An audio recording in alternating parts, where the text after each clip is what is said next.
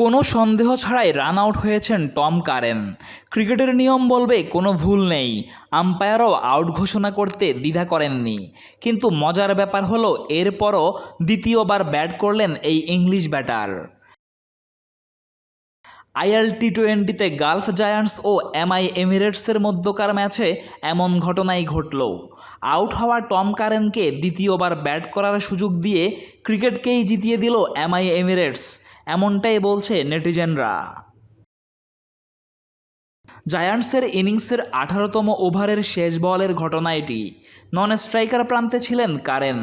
Alzarri জোসেফের ডেলিভারিতে জায়ান্টসের দুই batter mark Adair ও Tom current 1 run সম্পূর্ণ করেন।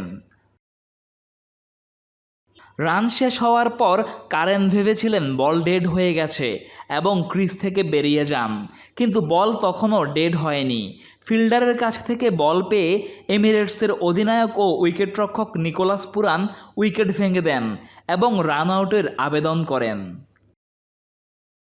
তৃতীয় আম্পায়ার রিপ্লে দেখে নিশ্চিত করেন বল তখনও খেলায় ছিল এবং কারেন ক্রিজের বাইরে ছিলেন, ফলে তাকে আউট ঘোষণা করা হয়। এমন সিদ্ধান্তে মন খারাপ ছিল জায়ান্টস কোচ অ্যান্ডি ফ্লাওয়ারের। তিনি বোঝানোর চেষ্টা করেন কারেন দ্বিতীয় রান নেওয়ার কোনো চেষ্টাই করেননি, বল ডেড হয়ে গিয়েছে মনে করে ক্রিজের বাইরে চলে এসেছিলেন। কিন্তু তৃতীয় আম্পায়ার আউট ঘোষণা করায় সাজঘরের পথ ধরেন কারেন। অবশ্য কারেন মাঠ ছাড়ার আগেই মানবিকতার দৃষ্টান্ত স্থাপন করেন এমআই এমিরেটসের ক্রিকেটাররা। তারাও বুঝতে পেরেছেন টম কারেন রান নিতে নয়, মনের ভুলেই ক্রিজ ছেড়ে বের হন, তাই তো তাকে আবারও ফিরিয়ে আনেন। তাকে আউট করে আবার ফিরিয়ে আনার ভিডিও সামাজিক যোগাযোগ মাধ্যমে ইতোমধ্যে ভাইরাল।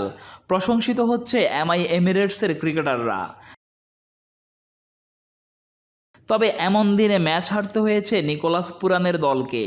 দারুণ লড়াই শেষে ইনিংসের শেষ বলে পরাজয় মেনে নিতে হয়েছে। এমআই এমিরেটসের 152 রানের লক্ষ্য 2 উইকেট হাতে রেখে তাড়া করে গালফ জায়ান্টস।